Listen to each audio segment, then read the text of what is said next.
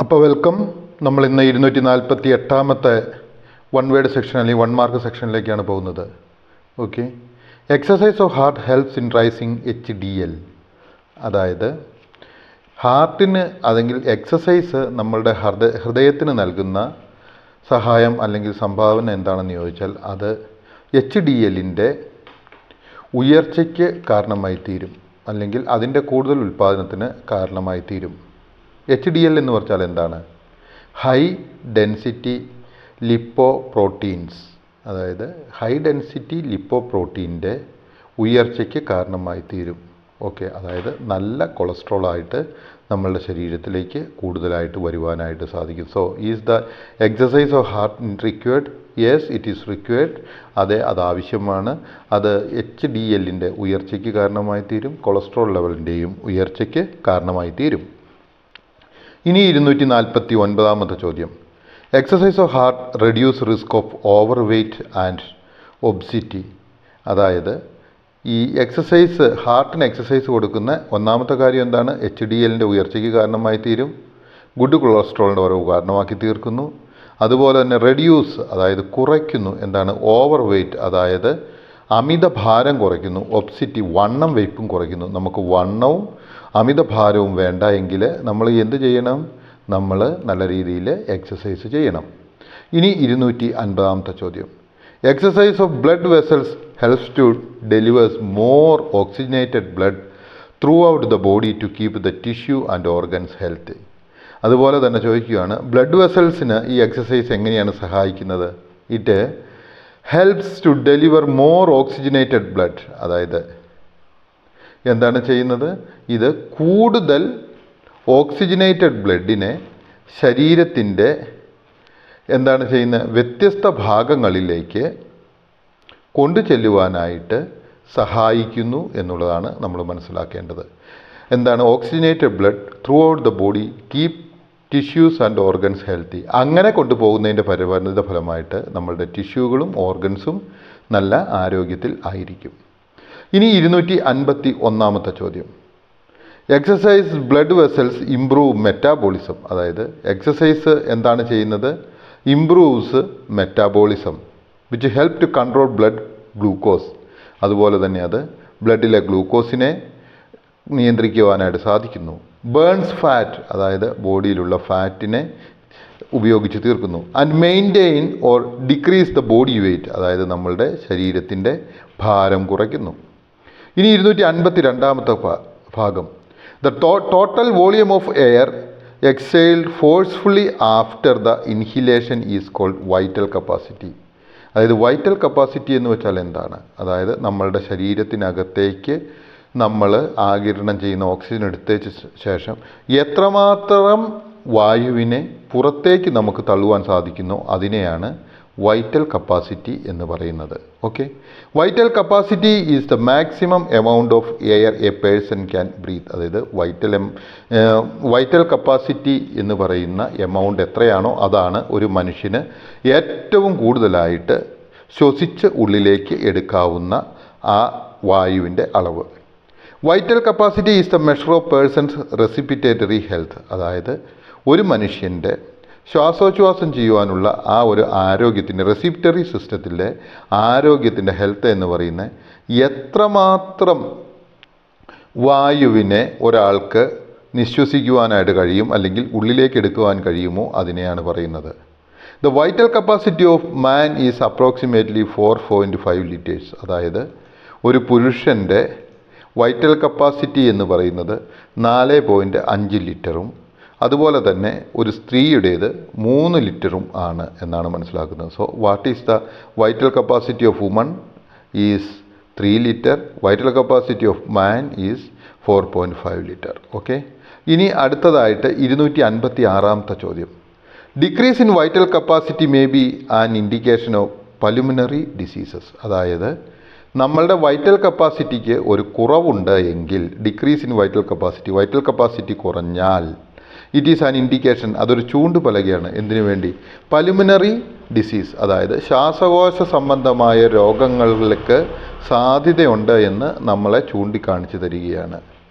അടുത്തതായിട്ട് 257ാമത്തെ ചോദ്യമാണ്. എല്ലാവരും പുസ്തകം എടുക്കുക. 257-ാമത്തെ ചോദ്യം. ഓസ്റ്റിയോപൊറോസിസ് നിങ്ങൾ കേട്ടിട്ടുണ്ടാവും. ഓസ്റ്റിയോപൊറോസിസ് എന്താണെന്ന് നിങ്ങൾ പഠിച്ചിട്ടുമുണ്ട്. Okay. Is a condition in which part of the bones get damaged and the density of the bone deteriorates as they become porous. അതായത് എന്താണ് സംഭവിച്ചുകൊണ്ടിരിക്കുന്നതെന്ന് ചോദിച്ചാൽ ഓസ്റ്റിയോപൊറോസിസിൽ നമ്മളുടെ ബോണിന് ഡാമേജ് സംഭവിച്ചുകൊണ്ട് ഇരിക്കും. ഇപ്പോൾ 257-ാമത്തെ ചോദ്യം മനസ്സിലായെന്ന് വിചാരിക്കുന്നു. Osteoporosis is a condition. Osteoporosis എന്ന് പറയുന്ന ഒരു കണ്ടീഷൻ അല്ലെങ്കിൽ ഒരു അവസ്ഥയാണ്. ഇൻ വിച്ച് അതിനകത്ത് parts of the bones get damaged, അതായത് നമ്മളുടെ ശരീരത്തിലെ അസ്ഥിയുടെ ചില ഭാഗങ്ങൾക്ക് ഡാമേജ് ഉണ്ടാകുന്നു. And the density of the bone, അതായത് നമ്മളുടെ ബോണുകളുടെ അല്ലെങ്കിൽ അസ്ഥിയുടെ ഡെൻസിറ്റി അല്ലെങ്കിൽ കാഠിന്യം എന്താണ് ചെയ്യുന്നത്? ഡിറ്റോറിയേറ്റ്സ്, അതായത് അത് കുറഞ്ഞു വരുന്നു അല്ലെങ്കിൽ ക്ഷയിക്കുന്നു. ആസ് ദേ ബിക്കം പോർസ്, അതായത് അവയിൽ ചെറിയ സുഷിരങ്ങൾ ഉണ്ടാകുന്നത് മൂലം എന്ത് പറ്റുന്നു? നമ്മളുടെ ബോണിൻ്റെ കാഠിന്യം കുറഞ്ഞു വരുന്നു. അങ്ങനെ നമ്മളുടെ അസ്ഥിക്ക് ഡാമേജ് ഉണ്ടാകുന്നു. ഓക്കെ. ഓസ്റ്റിയോപൊറോസിസ് എന്താണെന്ന് മനസ്സിലായെന്ന് തോന്നുന്നു. ഇനി the cause of osteoporosis is the deficiency of protein, calcium and vitamin D.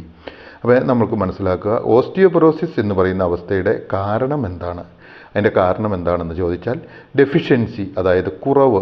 എന്തിൻ്റെ എല്ലാം? പ്രോട്ടീനിൻ്റെ കുറവ്, കാൽസ്യത്തിൻ്റെ കുറവ്, വൈറ്റമിൻ ഡിയുടെ കുറവ്. ഈ 3 കുറവുകൾ കൊണ്ടുമാണ് ഓസ്റ്റിയോപൊറോസിസ് നമുക്ക് ഉണ്ടാകുന്നത്. ഇനി അടുത്തതായിട്ട് നമ്മൾ പഠിക്കുവാൻ പോകുന്നത് ദ ഡിസോർഡർ റുമാറ്റോയിഡ് ആർത്രൈറ്റിസ്. എന്താണ്? ഒരു ഡിസോർഡറാണ്, അതായത് ശരിയായിട്ടുള്ള ഒരു രോഗമാണ്. എന്ത്? Rheumatoid arthritis is found in more in woman. അതായത് ഈ റുമാറ്റോയിഡ് ആർത്രൈറ്റിസ് എവിടെയാണ് കൂടുതൽ കാണപ്പെടുന്നത്? സ്ത്രീകളിലാണ് കൂടുതലായിട്ട് കാണപ്പെടുന്നത്. ഓക്കെ. 260-ാമത്തെ ചോദ്യം.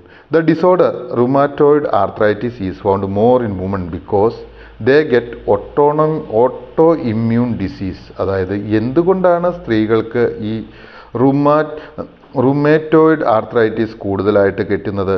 അതായത് അവർക്ക് ഓട്ടോ ഇമ്മ്യൂൺ ഡിസീസ്, അതായത് നമ്മളുടെ ശരീരത്തിൻ്റെ രോഗപ്രതിരോധ ശേഷി സ്വയം നശിച്ചു പോകുന്ന ഒരു തരം അസുഖം.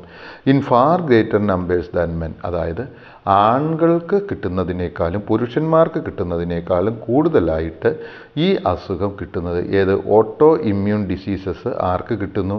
സ്ത്രീകൾക്ക് കിട്ടുന്നു. അതുകൊണ്ടാണ് അവരിൽ കൂടുതലായിട്ട് ഈ അസുഖം, അല്ലെങ്കിൽ ഈ അസുഖത്തിൽ നിന്ന് പറയുമ്പോൾ നിങ്ങൾക്ക് മനസ്സിലായി എന്ന് തോന്നുന്നു, റുമാറ്റോയിഡ് ആർത്രൈറ്റിസ് കൂടുതലായിട്ട് കാണപ്പെടുന്നത്. ഇനി 261-ാമത്തെ ചോദ്യമായിട്ട് തന്നിരിക്കുകയാണ്. Muscular dystrophy is a condition in which muscles get damage due to various reasons. അതായത് മസ്കുലർ ഡിസ്ട്രോഫി എന്ന് വെച്ച് കഴിഞ്ഞാൽ എന്താണ്? മസ്കുലർ ഡിസ്ട്രോഫി എന്ന് വെച്ച് കഴിഞ്ഞാൽ പേശീക്ഷയം എന്നാണ് സാധാരണ പറയുന്നത്. അപ്പോൾ പേശീക്ഷയം എന്നാൽ എന്താണ്? ഈസ് എ കണ്ടീഷൻ, അതൊരു അവസ്ഥയാണ്. ഇൻ വിച്ച് ഇതിനകത്ത് മസിൽസ് ഗെറ്റ് ഡാമേജ്ഡ്, മസിലുകൾക്ക് എന്ത് പറ്റും? ഡാമേജ് കിട്ടും. എങ്ങനെയാണ്? ഡ്യൂ ടു വേരിയസ് റീസൺ, പല കാരണങ്ങൾ കൊണ്ട് മസിലുകൾക്ക് ഡാമേജ് ഉണ്ടാകുന്നു. എവിടെയാണ്? മസ്കുലർ ഡിസ്ട്രോഫിയിൽ. ഓക്കെ. ഇനി 262-ാമത്തെ ചോദ്യമാണ് തന്നിരിക്കുന്നത്. A strain is an injury which is caused by the stretching or breaking of ligaments which connect the bones in a joint. അതായത് ഇവിടെ നമ്മളോട് പറഞ്ഞിരിക്കുന്നത് എന്താണ്? സ്പ്രെയിൻ എന്നാണ് പറഞ്ഞിരിക്കുന്നത്. ഈ സ്പ്രെയിൻ എന്താണ് നമ്മൾ പറയുന്നത്? ഉളുക്ക് എന്ന് പറയും. അപ്പോൾ ഒരു ഉളുക്ക് എന്ന് പറയുന്നത് ഒരു ക്ഷയമാണ്, അല്ലെങ്കിൽ ഒരു ശരീരത്തിന് സംഭവിക്കുന്ന ഒരു മുറിവാണ്. Which is caused by stretching, അതെന്താണ് ചെയ്യുന്നത്? വലിവ് സംഭവിക്കുന്നത് കൊണ്ടോ, ബ്രേക്കിംഗ് അതായത് പൊട്ടുന്നത് കൊണ്ടോ, ഓഫ് ലിഗമെൻറ്റ്സ് അതായത് ലിഗമെൻറ്റുകൾക്ക് വലിവ് സംഭവിക്കുന്നത് കൊണ്ടോ, അവ വലിയുന്നത് കൊണ്ടോ പൊട്ടുന്നത് കൊണ്ടോ എന്നാണ് ഇത് സംഭവിക്കുന്നത്. Which connect the bones in a joint, അതായത് ഒരു ജോയിൻറ്റിനെ ഒരു ബോണുമായിട്ട് അല്ലെങ്കിൽ ഒരു അസ്ഥിയുമായിട്ട് അല്ലെങ്കിൽ ഒരു അസ്ഥിയെ ജോയിൻറ്റുമായിട്ട് ബോണുമായിട്ട് കണക്ട് ചെയ്യുന്ന ആ ലിഗമെൻറ്റ്സിന് ഉണ്ടാകുന്ന വലിച്ചിലിനെയോ പൊട്ടലിനെയോ ആണ് എന്ത് പറയുന്നത്? സ്പ്രെയിൻ എന്ന് പറയുന്നത്. ഓക്കെ. ഇനി 263-ാമത്തത്. Sprain usually affects the joints in the ankle wrist knee. അതായത് എവിടെയാണ് സാധാരണയായിട്ട് ഈ സ്പ്രെയിൻ കാണപ്പെടുന്ന അല്ലെങ്കിൽ ഉളുക്ക് സംഭവിക്കുന്നത്? എവിടെയൊക്കെയാണ്? ജോയിൻറ്റുകളിൽ, ആംഗിളുകളിൽ, റിസ്റ്റുകളിൽ, നീയിൽ ഒക്കെയാണ് കാണപ്പെടുന്നത്. ഇനി 264-ാമത്തെ ചോദ്യം. The symptoms of sprain are, അതായത് ഈ സ്പ്രെയിൻ അല്ലെങ്കിൽ ഉളുക്കുണ്ടാകുന്നതിൻ്റെ ലക്ഷണങ്ങൾ എന്തെല്ലാമാണ്? പെയിൻ വേദന, സ്വെല്ലിംഗ് എന്താണ് പറയുന്നത്, നീരുവയ്പ്പ്, ബേഴ്സസ് അതായത് അതിൻ്റെ ഒരു ഉയർച്ച, difficulty in moving the joints അതായത് ജോയിൻറ്റുകളെ മൂവ് ചെയ്യുവാനായിട്ടുള്ള ആ ഒരു പ്രയാസം, ഇവയെല്ലാമാണ് എന്താണ് കാണുന്നത്, ഈ സ്പ്രെയിനിൻ്റെ കാരണമായിട്ട് കാണപ്പെടുന്നത്. ഇനി 265 osteoporosis is caused by the deficiency of protein, calcium and vitamin D. അത് നമുക്ക് ഓൾറെഡി അറിയാം. ഓസ്റ്റിയോപൊറോസിസിന് കാരണമായി തീരുന്നത് ഡെഫിഷ്യൻസി, കുറവ് സംഭവിക്കുന്നതുകൊണ്ടാണ്. എന്തിനെല്ലാം? കാൽസ്യത്തിനും വൈറ്റമിൻ ഡിക്കും കുറവ് സംഭവിക്കുന്നത് കൊണ്ടാണ്. എനിക്ക് തോന്നുന്നു ഈ ഭാഗം നിങ്ങൾക്ക് മനസ്സിലായി എന്ന് വിചാരിക്കുന്നു.